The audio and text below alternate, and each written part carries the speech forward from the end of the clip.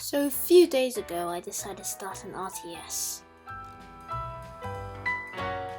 Hey, so I decided to start a long-term project a few days ago. It's probably gonna take many months, but yeah, who cares? It's probably a good decision, right? So I'm gonna need Blender for this, but it's probably going to be a speed run of how I did it. A man with a cap is a guy with a gun.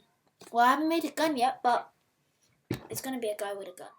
It's me making a tiger tank. You know what tiger tanks are? They're just like World War II giant Nazi behemoths that wreck T-34s. Forget all about T-34s. Introducing the tiger.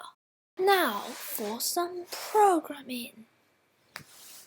Or scripting, as someone's called it. Lure. Don't even get me started about lure. And the worst of them all, block coding.